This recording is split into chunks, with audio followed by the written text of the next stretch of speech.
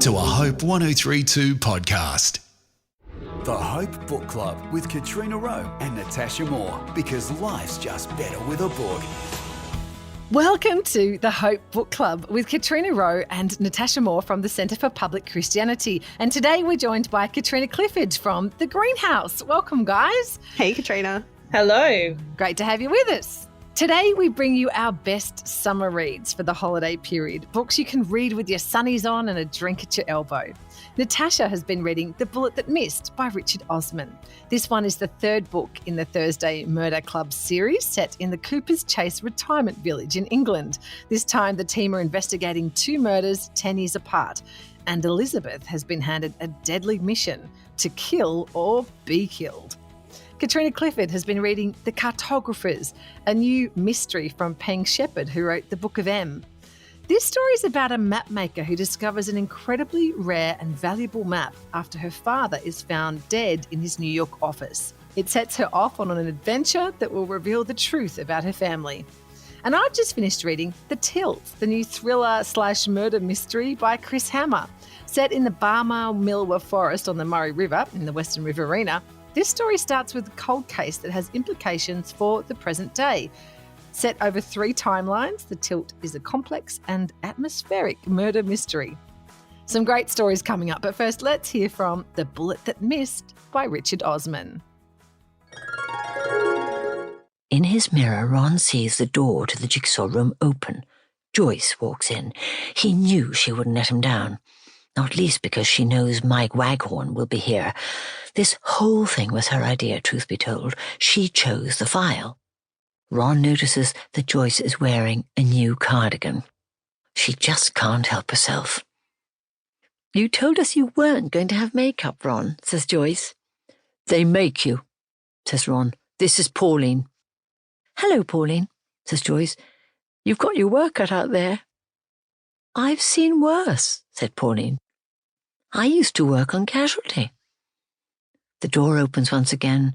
A camera operator walks in, followed by a sound man, followed by a flash of white hair, the quiet swoosh of an expensive suit, and the perfect, masculine yet subtle scent of Mike Waghorn. So that is The Bullet That Missed by Richard Osman. Natasha Moore from the Centre for Public Christianity has been reading the third book in the Thursday Murder Club series. For those who haven't discovered this yet, it's about 4 friends, Elizabeth, Joyce, Ibrahim and Ron, who live in an upmarket retirement village. They become a team of amateur detectives and investigate murders. Well, Elizabeth is not so amateur. She's a former intelligence operative, and it's often her past connections that catch up with them. They also have the help of 2 local cops, Donna and Chris. G'day, Natasha. Hey, Katrina. How you doing? Yeah, good. I've actually just finished the second book in this series, The Man Who Died Twice. Yeah. Oh, you're all set up to enjoy this summer read then. Yes, but at the end of that book, Natasha, poor old Ibrahim was a bit knocked around. So the first thing that I need to know is Ibrahim okay? He's doing much better. Yeah. He embarks good. on some new adventures in this one. Yeah. Excellent. And did Joyce get her dog? She did. Alan. The dog's name is Alan, and Ibrahim is obsessed with Alan. So Alan features cute. Quite heavily, actually, in the novel. Nice. That's good to have a new character. So now that we've got all that out of the way, what is happening in Cooper's Chase this time? Well, a lot, of course. At the start, they're feeling like things are a bit dull because, there's only a few dramas about, people trying to cancel the wine subsidy, which all the oldies are very much against and up in arms about, and they definitely overcome that obstacle. But the team has decided to investigate a cold case from 10 years ago. I mean, really, Joyce put her foot down on that one because it was the disappearance/murder, nobody ever found, of a local journalist who was investigating a big scam. And her co-anchor, Mike Waghorn, is kind of like the veteran of Southeast News, and Joyce thinks he's very dishy and wants to meet him. And so they decide to investigate this murder, partly so that Joyce can flirt with Mike. And then, of course, there's increasingly outlandish things happening. You know, Elizabeth, who is this amazing super spy, is receiving threatening messages, and she and her husband are abducted in the middle of the night and, you know, told that she needs to bump somebody off who happens to be an ex-KGB guy, and that if she doesn't, then he will kill her friend Joyce. So Elizabeth, you know, needs to kind of figure out what she's going to do about that one. So, you know, these kind of, the plots sound increasingly preposterous, but like they're so charming and deft that it all just works. Yeah, well, I think it's interesting. Like Elizabeth in the previous book is possibly the most morally dubious character of the four. Like she does have a moral code and she does some really good things, but she also does something in the previous book that's a little bit harsh. I guess her view of the world is a little different from her time as a spy, but this is a real moral dilemma for her. So what do we sort of learn about her character as she faces this situation? I think one of the really interesting things about these books is kind of where the line between legal and illegal and right and wrong lies. Particularly, I mean, you know, there are kind of the dilemmas about what the police, what Donna and Chris can do being police, and what rules the friends casually disregard. And, you know, as always, you know, with these shows and books, you're on their team. And so you're like, yeah, it's fine. When in real life you'd be like, oh, maybe that's not really moral. Is that, are we okay with that? But, you know, we do kind of feel like these are good people. And one of the things I love about it is the way that it's deeply about friendship, this book, and these four older people finding this wonderful band of friends late in life, but also kind of everyone they meet, they sort of co-opt into their circle of friends. So including people who you're kind of like, oh, this is the enemy, this is the bad guy or the bad girl. And, you know, sometimes they are, sometimes they're terrible, but often they kind of, you know, win them over and get them on side. And so they actually become part of their core group, or perhaps just kind of an ally. It's kind of like with Bogdan, you know, like we're meant to like him. He's likable, but he's done some very shady things. Yeah. You know? Well, they're just very non-judgy, I think. And, you know, there's a point in the novel where a few of the guys are kind of playing pool, like they're playing snooker with, you know, this ex-KGB guy and some very dangerous criminal who's kind of spent years doing very shady things. But they're all old men who are kind of lonely now. And it's really lovely for them to hang out together and just have someone to play snooker with who kind of gets them. And even if you're like, well, this is a bad dude, like he's still human and thinking about the meaning of his life and kind of is a fully orbed person. And I find that really lovely. Is the book funny? I mean, the others are quite funny. Oh, it's hilarious. It's so funny.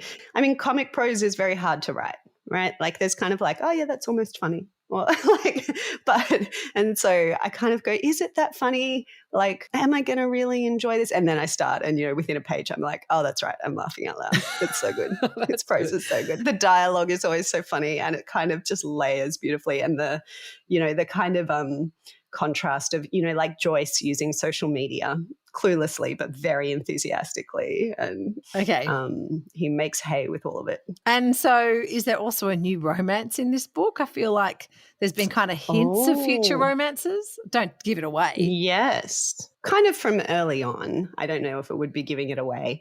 Oh, well, maybe because people might not have read the last novel, so I won't say anything. But there is a new young romance and a new old romance, as in among the oldies and among the younger characters. Oh, wow. Those are separate, by the way. As in, one of the oldies has a new romance, one of the youngsters has a new romance. That's nice. Have I explained that okay? Yeah, I get it. I'm with you there. Okay, cool. There's new romance. I'm like, this is not a massive age gap. That's not what I'm saying. Sure. And so was it sufficiently different to the other books to hold your interest? Like a lot of the reviews that I've read have been like, oh, I just loved being with my old friends again. So they were just straight in.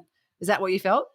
Yeah, totally. And I mean, are they ramping up? I feel like between the first one and the second one, there was a bit of a ramp up in terms of like, you know, international diamond smuggling or whatever. This one is, you know, also fairly large scale. But yeah, it hasn't kind of ramped up in a like, oh, it has to get increasingly outlandish to, you know, keep your interest. Like it's just so cleverly done and you care about the people so much. And I mean, I think the plots are probably increasingly intricate But that's not fully what you're relying on. It's really the characters and all the characters they meet. It's just a joy to read. He has definitely kept on form for this one. That's good. And I've heard people say that it is important to read them in the correct order. I think that's important to put that out there, like not to start with number 3. You agree with that? I mean, I certainly would, but, I'm that kind of person. So I think if you just picked up number 3, you'd probably still enjoy it, but you will probably enjoy it more if you start at the beginning. Yes. All right. And so do you still have an appetite for more? Will you read Yes. the next one that comes out? I will read any and all of them. I hear he's got a contract to write, 3 more, and also 3 in a new series, and also there are movies. Steven Spielberg is contracted. Is that true? Did I read that? That sounds right. So, there's plenty more Thursday Murder where these came from. Good to know. Well, thanks, Natasha.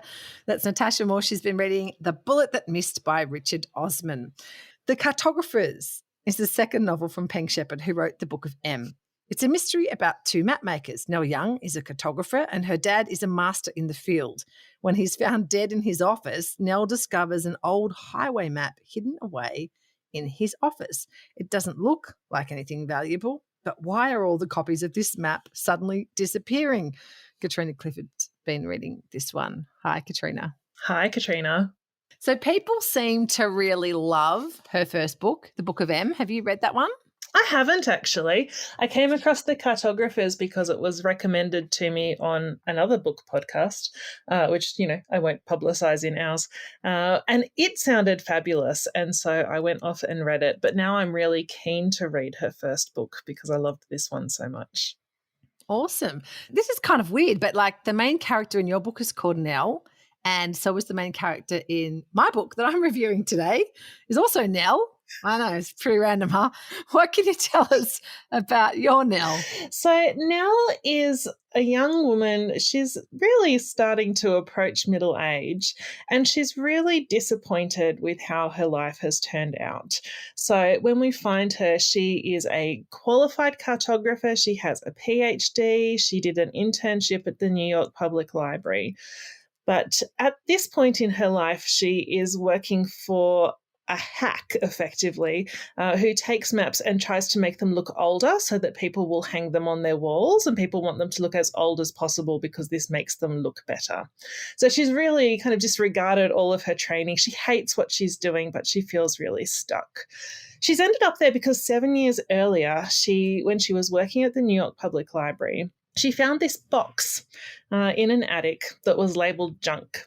And inside the box were 3 maps, 2 of which were very old, very valuable maps that she couldn't believe anybody had just lost. And the third was this highway map from the 1930s, which, as you've already mentioned, it looks like nothing. And she can't understand why it is in there with these 2 priceless maps. She takes them up to her father, who's the head of cartography at the New York Public Library, and he immediately fires her and then immediately fires her boyfriend who stands up for her, and she hasn't spoken to either the boyfriend or her father since. So she is single, she's in a job she doesn't love, she doesn't understand what has happened and why she has ended up here. She just feels really demoralized, very low in terms of her self-esteem, disconnected from her father, disconnected from people generally, and just not in a great place. And then finds out that her father has been murdered, which is the kind of the starting point of the story. Yeah, so she gets drawn into this mystery when she finds her father dead in his office, and he has this map there still. And so how does she start to sort of realise that this map must be something special? Yeah, so she works out that there must be something particular about this map. Her father has kept it in a particular folio case that belonged to her mother. Her mother died when Nell was young. And the fact that her father's kept it for all this time means there must be something to this map. There's an online public library record. So she takes this map home and she discovers that this map is not actually registered with the New York Public Library. So she enters it in to the New York Public Library's database as a map that they have on file. Then she discovers that of the 212 other entries for this map that have been held by previous libraries, every single one is lost, destroyed, missing, stolen. So she has the only copy of this map in existence. And she hears rumours on the internet about this group called the Cartographers, who have been seeking out these maps, acquiring them and destroying them. So she knows she's got something very precious. And when the New York Public Library is broken into the very night that she puts this map up online in their catalogue, the library is broken into. Nothing is stolen. Priceless treasures, nothing is taken. And she works out that this map is what they're after. And so she's then determined to work out, what is it about this map that someone bought for 10 cents from a petrol station? What is it about this map that makes it so valuable? And so does this story have some magical elements? Yes, that would be fair to say. The bigger picture idea behind the book is this question of what is a map for? The main characters will regularly repeat the line that maps are about bringing people together. That's the purpose of a map, is to connect people, is to form communities. And gradually, Nell works out that there's something particular about this map, that it has a certain magical property to do with peoples and communities and places that you can only discover if you're holding the map in your hand in the right place. So she goes off on a road trip with one of her father's former colleagues and the ex-boyfriend who stumbles back into her life to discover the mysteries that this map holds. Along the way, she also meets some of her father's old colleagues from when he was a university student studying cartography.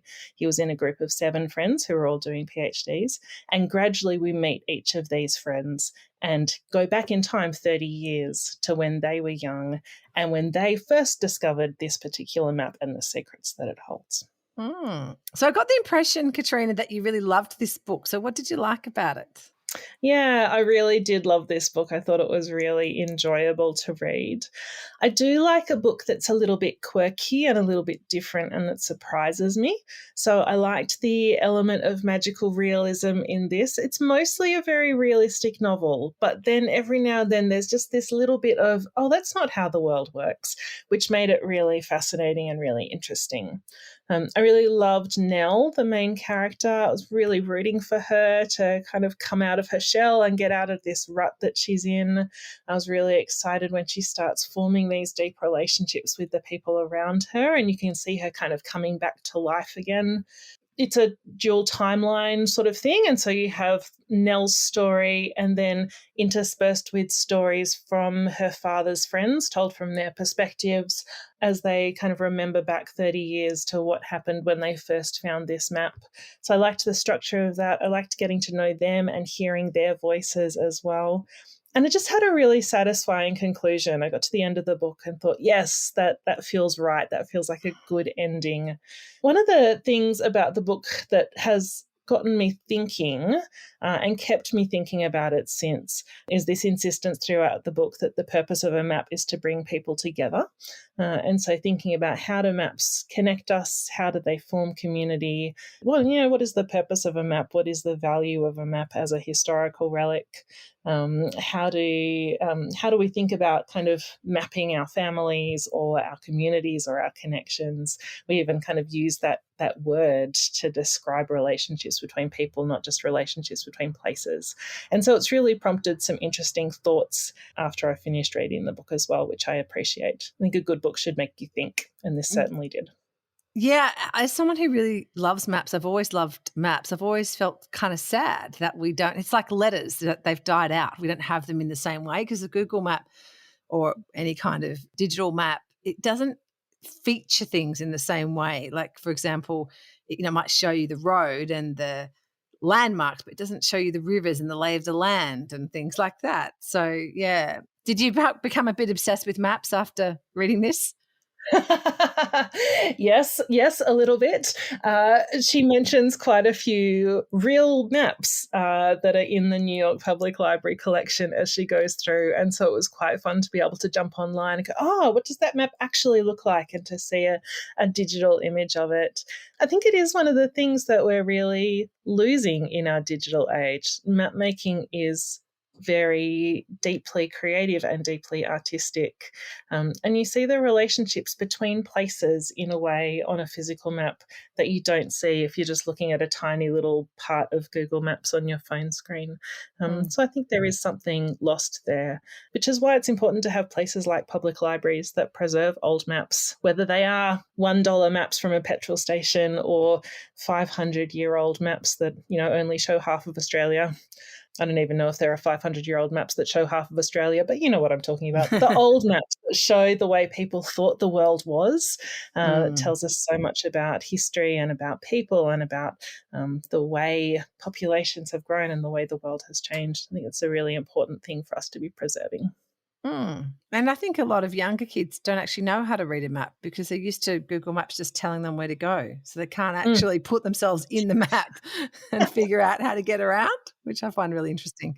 Anyway, one review I read called this a cerebral entertainer. And I thought, well, that sounds like Katrina. Yeah. Yes. So yes, do you agree with that analysis? Yep, the cerebral entertainer. Yeah, I do. Although I think it's also the sort of book that if you just want a kind of no-brainer sort of read, you're sitting on the beach and you just want something nice and easy, I think you'll still enjoy it. I think there's a lot to be thought about. It's very thought-provoking, but you can also just read it as it's just a good read. It's just a fun kind of mystery story with some interesting characters and some wacky plot twists. So no matter what you want from your summer reading, I think The Cartographers could be a book that would work. Awesome. That's Katrina Clifford from The Greenhouse. We've been talking about The Cartographers by Peng Shepherd. So, guys, discussion point. What will you be purchasing for Christmas this year? Or maybe buying for yourself, or maybe just buying when you go on holidays. But what are the books that you're really keen to read or to share? Good question. I mean, I've already bought some, Katrina. It's like I'm half organized. I'm 50% organized, I reckon, and 50% disaster. But a couple so far, these are for very different people. One, I discovered that there's every kind of detective novel, right? There's one series that has Queen Elizabeth as detective. Wow. Yes. I discovered recently. And so I do happen to have bought the first of those called The Windsor Knot Classic. for someone in my family who I hope is not listening to this before Christmas, especially because it's Kris Kringle, so they'll know it's me. She'll know it's me anyway because, I'm the one who buys books in my family. And I have asked for and bought for a friend the new Heather Rose book. So Heather Rose wrote Museum of Modern Love, among other things, but that's the one I've read. But she's written a memoir, which sounds really crazy. Like lots of crazy things have happened to her and kind of like supernatural things. And I liked the writing in Museum of Modern Love. So I would like to read it, and it's got a pretty cover. I think the copy for my friend has arrived and I really like it. So I hope someone buys it for me. Well, I'm keen to read The Bookseller at the End of the World by Ruth Shaw, which is one that Alanda reviewed earlier in the year. I already gave it to my sister for her birthday. I gave it to my husband, yeah. Sorry, she's not going to get it for Christmas, but I would be keen to read it maybe after she's finished with it. The book I'm going to review for you today, The Tilt by Chris Hammer, I think that's a great holiday read as well. I'd be keen to share that. And I'd be pretty keen to get my own hands on the new Jane Harper, Exiles, as well. I'm hoping someone's going to give me that one for my upcoming birthday.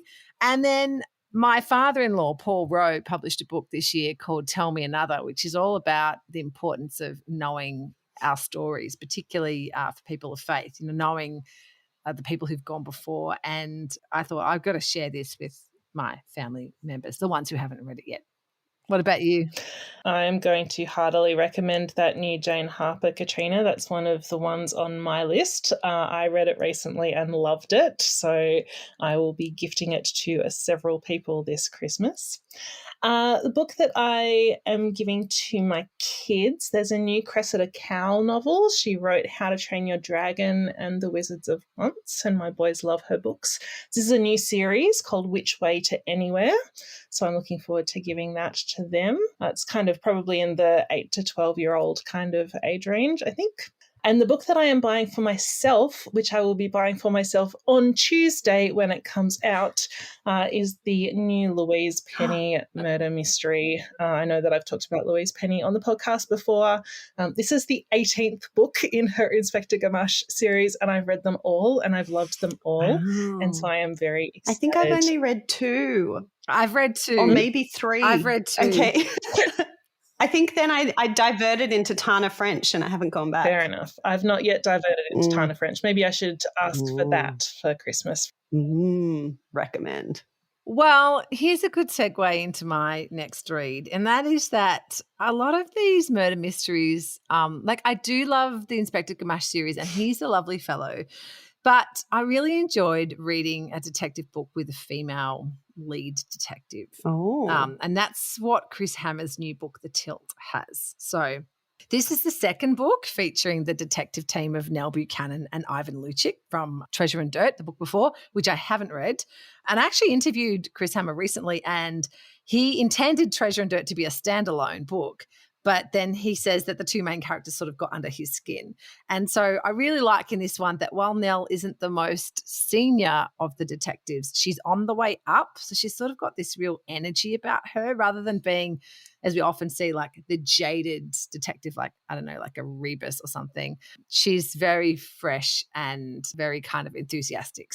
And not miserable. I feel like so many detectives not miserable. are miserable. No, not an alcoholic, you know. Go her. She's just a nice person, actually. Is the other one an alcoholic? Not that I know Okay. of. I mean, if he is, it hasn't been revealed yet. So she does have some tragic things in her past, but not that you don't know that initially. Okay. So, yeah. But The Tilt, anyway, it's set in the world's largest river red gum forest, the Barmah-Millawa Forest, which I had actually never heard of before, but it's on the Murray River. It's at the border of New South Wales and Victoria, and this is also the second of Chris's books to be set in the Riverina because Scrublands, his first book, was set on the Hay Plains. Now, Nell is a newly promoted homicide detective. She's been handed a cold case after a body is discovered in the forest, and the body is soon identified as a missing soldier from World War II. There are lots of theories as to what might have happened to him at the time, but, you know, it's so long ago that there doesn't seem to be much hope of finding out the truth. But then a second body is discovered in the same location, and Nell gets threatened with violence, and it seems like there's a whole lot more going on here than first appeared, and it's not long before suspicion is thrown onto members of Nell's own family. So I quite enjoyed this. You like a bit of history. Yes, and that's what I liked about this, and that's why I think I enjoyed this a lot more than Chris's first book, Scrublands, which was a bit more of a formulaic thriller, because this one actually has 3 timelines told from 3 different points of view. And so there's a World War II timeline, and there's a 70s timeline, and then there's the present day. And so it had a lot of rich historic detail and also environmental detail, because the book is set in the same forest, but the forest is different in each time period. So in the World War II forest, it's very dry. It's like a tinderbox. So it's a drought, but it's also very industrious. So there's people working, fishers, loggers, sleeper cutters in there, and prisoners of war. There's a camp there. So there's a whole lot going on in the World War II setting, and there's a lot of great historic detail. The 70s forest is a little bit more kind of just a la natural, and then the forest now is in flood. And there's a whole lot of bird watchers down there, but it's also become a little bit of a hotbed of like conspiracy theorists, preppers, cookers, anti-vaxxers, QAnon, I don't know, all those kind of conspiracy theory people that are hanging around. I think in the end there's some neo-Nazis as well. And so the forest is really different in each timeline, which I really liked. I also liked the environmental detail as well. It was less of a kind of lots of explosions and things, and more of a more complex kind of web of motivations and characters. And we saw some of the same people at different stages in their life, which is always interesting to then kind of join the dots about how did they end up there, you know, in the later timeline when you see them, what they were like in the earlier timeline. Yeah. I mean, I want to ask, I mean, obviously you can't tell me who did it, but like, is there a really old person who actually murdered both of them? I don't like it. Like, are they actually connected? It's funny that you're asking that, because the first answer. thing I thought is, well, why does it matter who killed this person? They're all dead, right? But Justice, Katrina. But actually, there are people alive who do know what happened, and there are people alive who are implicated in some of the murders, not all of them. And some of the things that you thought might have been the bad murder actually weren't the bad murder, if you know what I mean. All murder is bad, Thursday Katrina. Murder Club, Natasha. Yeah. Sometimes there are some people who deserve what they get. So, well, yeah. Interesting.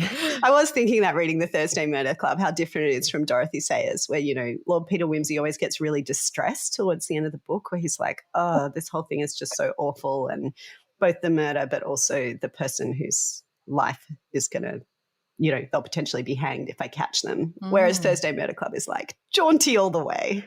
Jaunty. Yeah. Well, this one's really interesting because Nell, it's her hometown, and so there's a lot of her family that are part of the story, and there's a lot of things in the past that no one's ever really understood what happened, and a lot of it has to come out, and that's it's not predictable. So I liked that aspect of it. Yeah. A lot going on, but it is a story that really gets you in, and I do think it would be a great holiday read as well. Great. Well, that wraps up our summer reading episode of the Hope Book Club. Which one will you read? Let us know. Email bookclub@hopemedia.com.au or join the Hope Book Club Facebook group and let us know what you've been enjoying. So here's what we covered today. Natasha reviewed The Bullet That Missed by Richard Osman. Katrina Clifford reviewed The Cartographers by Peng Shepherd. And I just finished The Tilt by Chris Hammer. Thanks for listening to the Hope Book Club, because life's just better with a book.